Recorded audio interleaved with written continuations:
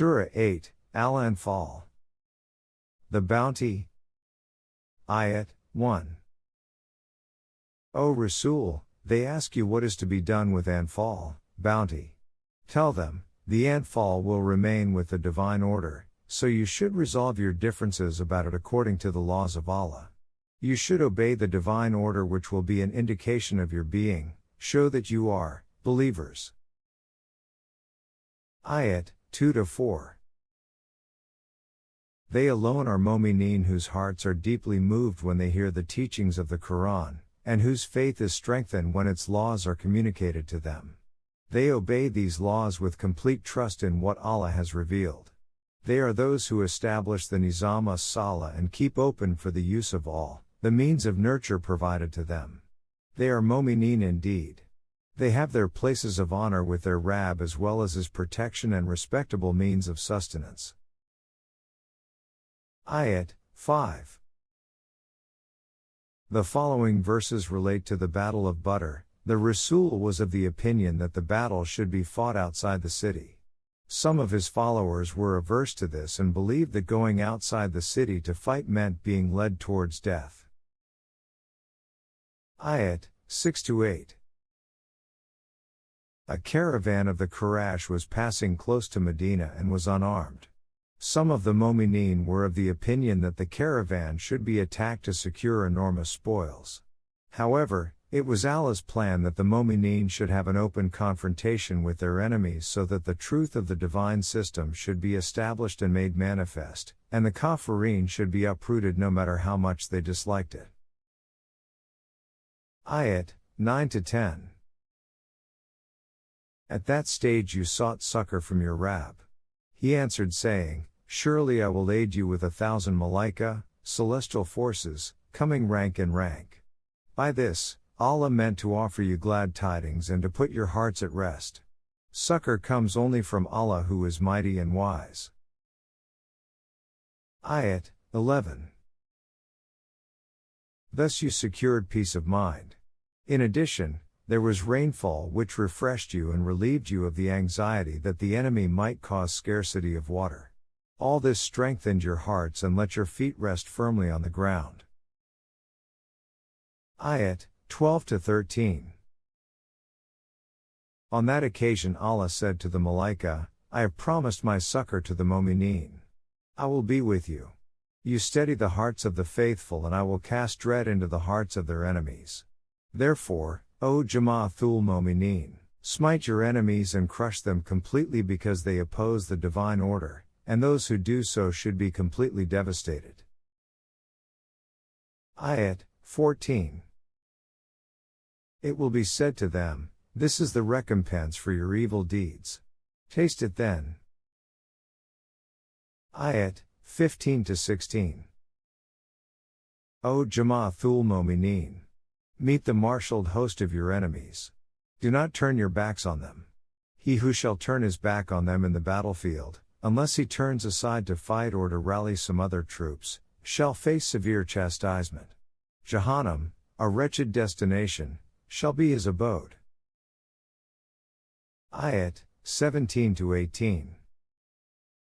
You had slain your enemies, but indeed it was Allah who slew them because you were fighting in His cause. When you sent forth a shaft of arrows, it was not you who did it but Allah. Allah's program in the world of human beings is carried out through them. By this success Allah meant to bestow a special favor upon the Momineen. He hears and knows all. By His strategy, He also weakened the opposing Kafirin. Ayat 19. O Rasul, tell the people of Makkah, you had sought to force a decision and that decision has now come to you. If you desist in the future, it will be better for you. But if you return to warfare, we shall also return to it, and your forces, though they may be greater in number, shall not be of any avail to you because Allah will be on the side of the Momineen. Ayat 20-21.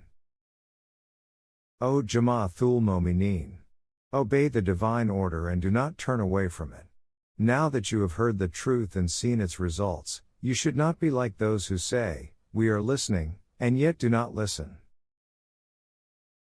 Ayat 22-23.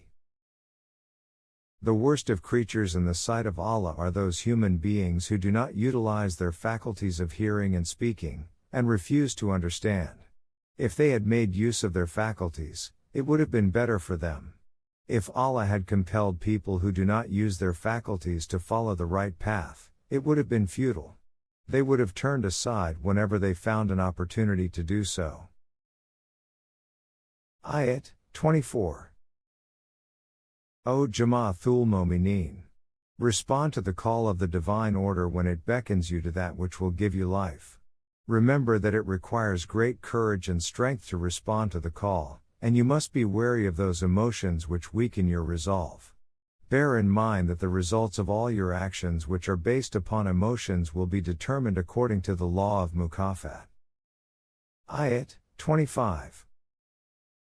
You should be particularly careful that your enemy's devices are not successful because, when destruction comes to a nation, it is not confined only to the wrongdoers, it envelopes the entire nation because Allah's laws are very severe in retribution. Ayat 26. You have witnessed the life-giving consequences of adhering to Allah's laws. You should remember the time when you were but few in numbers and were considered to be of little account in the land, and were constantly in dread of those who could forcibly expel you. It was under these circumstances that Allah found for you a place of refuge, Medina, and strengthened you with His help, and provided you good things so that your efforts may bring forth rich results. Ayat 27. Do not betray the divine order, or the trust reposed in you. You know what the results of such betrayal would be. Ayat 28. Such betrayal is motivated by love of wealth and children, but remember that in such a case these things become a fitna, whereas the recompense bestowed by Allah is generous and more valuable. Ayat 29. If you adhere to the laws of Allah, He will grant you a life of distinction, wipe out the ill effects of your shortcomings and grant you protection. Allah is the giver of great blessings. Ayat 30. O Rasul, call to mind the occasion when the Kafirin of Makkah plotted against you to detain you as a prisoner, or to kill or banish you. They plotted thus, but in His turn Allah made His own plans. Allah's plans are the best. Ayat 31. When our revelation is recited to them, they say, we have heard it, and if we choose to do so, we can recite verses like these. After all, they are mere tales of ancient times. Ayat 32. They also say, O Allah! If this revelation is really from you, rain down upon us stones from above, or inflict on us some other grievous chastisement. Ayat 33. But, O Rasul! Allah chose not to chastise them while you were in their midst, nor while they sought forgiveness. Ayat 34. But now what plea can they advance why Allah should not chastise them when they have debarred the Mu'mineen from entering the Kaaba? They are not fit to be the guardians of the Kaaba, which can be administered only by the Mu'aththaqeen.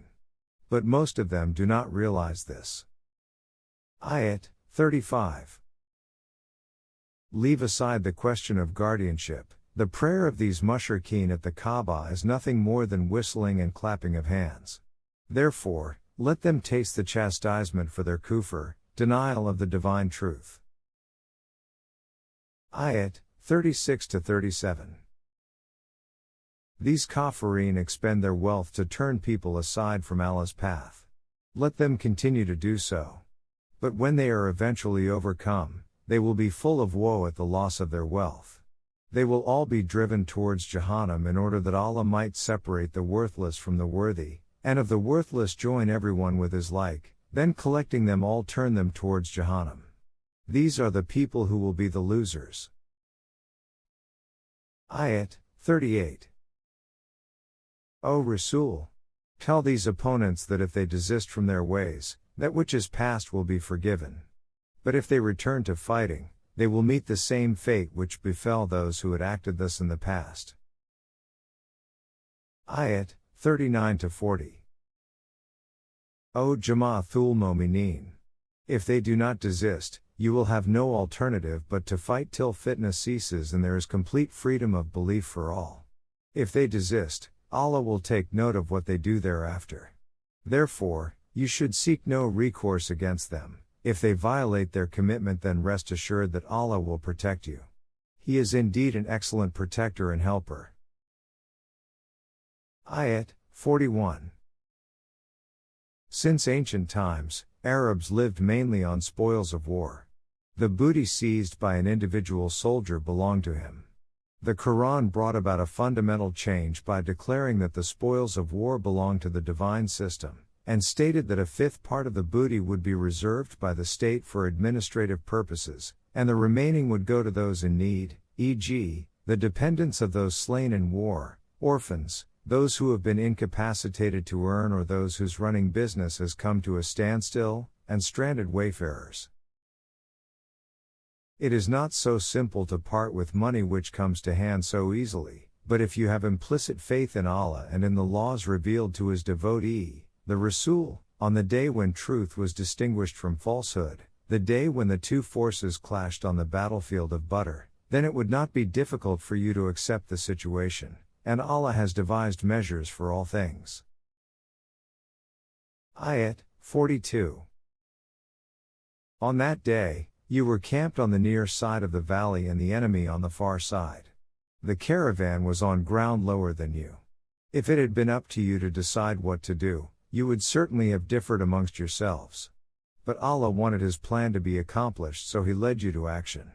This was necessary in order that it might become manifest that those who have the capacity to live should survive, whilst those who lack this capacity may perish after clear demonstration. Allah is the hearer and the knowing. Ayat 43.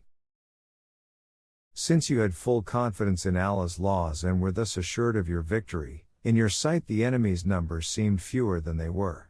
If they had seemed greater, you would have faltered and disputed amongst yourselves about whether to fight or not. Allah saved you from this quandary since He was fully aware of what troubled your heart. Ayat 44. When you confronted the enemy, its numbers appeared to you to be fewer than they actually were. You also appeared to the enemy to be fewer than you were, because their overconfidence made them misjudge the situation. Thus Allah's plans succeeded since everything is eventually decided according to His laws. Ayat 45-47. O Jama'athul Momineen! When you confront the enemy, stand firm and focus upon Allah's directives so that you might be successful. You should obey your order firmly and do not quarrel among yourselves lest you become disheartened and your strength fails you. You should endure the trial steadfastly, for Allah is with those who endure steadfastly, Sabareen. Be not like those who come to the battlefield to exhibit their false pride to people, and to turn them away from Allah's path. But you need not be anxious, for Allah has hold over what they do. Ayat 48. And then a leader of the opponents made their actions seem fair to them, assuring them that none could vanquish them, and that he would be their protector. When the two armies stood face to face, he turned on his heels and said, I am clear of you since I see what you do not see, and I am fearful of Allah's army. I can see what a severe chastisement is about to come to you. Ayat 49. The Munafiqeen, whose hearts were diseased, said about the Momineen that their deen had deluded them. They did not realize that it was not delusion but complete confidence in the validity of Allah's law which had emboldened the Momineen to fight. Ayat 50-51. If you could only see what Malaika do when they cause the Munafiqeen to die. They smite their faces and their backs, saying, You taste this chastisement which will reduce you to ashes, and Allah will say to them, This is what your hands have sent before you, otherwise Allah does no zulm on His servants. Ayat 52. This is what was meted out to the people of the Pharaoh and to those before them who rejected Allah's laws. Allah sees them for their crimes. Allah is mighty and very severe in chastisement. Ayat 53. This is because Allah will not withdraw the favors bestowed upon a people until they bring about a change in their inner selves. Allah hears and knows. Ayat 54. This is what happened to the people of the Pharaoh and to those before them. They denied the truth of Allah's laws. They were destroyed for their crimes. The people of the Pharaoh were drowned. They were all Zalimin. Ayat 55. Mark this. The worst of creatures in Allah's sight are those who will never believe in His laws. Ayat 56. Your opponents are similar to these people, O Rasul. You had made a treaty with them which they have violated repeatedly without realizing what the result of this would be. Ayat 57. If you come upon them in the war, deal with them in such a way that not only they but also their supporters are scattered and learn a lesson for the future. Ayat 58. O Jama'athul Momineen! If you fear treachery at the hands of those with whom you have a treaty, do not break the treaty unilaterally but tell the other side that the treaty will not be binding on you anymore. In this way, both parties will be on equal ground. Mind it. Allah does not like the treacherous. Ayat 59. Let not your enemies fancy that they will escape from the grip of Allah's laws. They will never make powerless those who adhere to Allah's laws. Ayat 60. O Jama'athul Momineen! Keep ready what force you can muster to meet your enemy, together with strong cavalry with which you can strike terror in the hearts of those who are enemy to Allah and to you, and those besides them whom you do not know but whom Allah knows. To do so, huge expenses are involved, hence financial help must be given. Remember, whatever you expend in the cause of Allah, shall be repaid to you justly. Ayat 61. If the enemy inclines towards peace, you should do likewise and repose your trust in the laws of Allah who is the hearing and the knowing. Ayat 62-64. If your enemy seeks to dupe you, do not be anxious, for Allah is all sufficient for you. O Rasul, it is He who has strengthened you with His help and with the help of the Momineen. Allah has instilled the feeling of oneness in the hearts of the Momineen. You could not achieve such unity of heart even if you spent all the riches of the earth.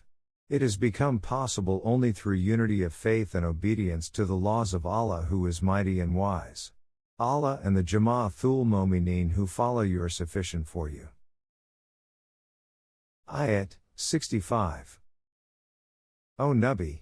Prepare your followers for battle by proper training and tell them that 20 of them, who are firm and steadfast, should be able to overcome 200 of the enemy, and if there be 100 of them, they should be able to overcome 1,000, for the latter are those who do not use their intellect in war. Ayat 66. The ratio of 1 to 10 would work if all other things were equal except numbers. But in the present situation there is inequality also in arms and equipment. Therefore, Allah made the burden lighter and reduced the ratio to 1 to 2 instead of 1 to 10. This is again subject to the condition that you are sabirin, steadfast. Ayat 67. O Jama'athul Momineen! You wanted as many prisoners of war as you could have in order to secure their ransom. It does not behove your Rasul to do this, since he is waging war in order to accomplish the divine purpose and not for the fleeting gains of the world. Allah looks to your future as well as your present, for He is not only mighty but also wise. Ayat 68. Had it not been for the provision of forgiveness in Allah's laws, you would have received a mighty chastisement for taking prisoners of war for the purpose of worldly gains. Ayat 69. The spoils of war are lawful and good for you, so make use of them as you like and adhere to the laws of Allah who is Protector and Rahim. Ayat 70-71. O Rasul! The captives you already have are to be set free either by securing ransom or by an act of grace, if the ransom cannot be paid by them. Tell these captives that if Allah finds anything good in their hearts, He will give them more than they have lost, and will forgive them. But if there is some treachery on their part, they have seen the result of such treachery, they have been subdued by the Mu'mineen. Allah knows and is wise. Ayat 72. Those who believed, and left their homes and struggled hard with their lives and their wealth in the cause of Allah, and those who gave shelter and help to them, they shall be friends to each other. But those who believed, yet did not left their homes to join the divine order, though they had the possibility to do so, they shall have no right of protection from you until they too leave their homes. However, if they seek aid from you in the matter of deen, it will be obligatory for you to provide it, except if the aid goes against those with whom you have a treaty. Ayat 73. Those who reject the divine order are friends to one another. If you do not act against them as directed by Allah, there will be fitna, chaos, and fasad, anarchy, in the land. Ayat 74. Those who believed, and left their homes and struggled in the cause of Allah and those who gave shelter and help to them, both these groups are the true Mu'mineen. For them there is protection from Allah as well as respectable means of nurture. Ayat 75. Those who believe thereafter, who leave their homes and join in your struggle, they are also of you. But Allah's laws which relate to blood relationships do not apply to them. Allah knows all things.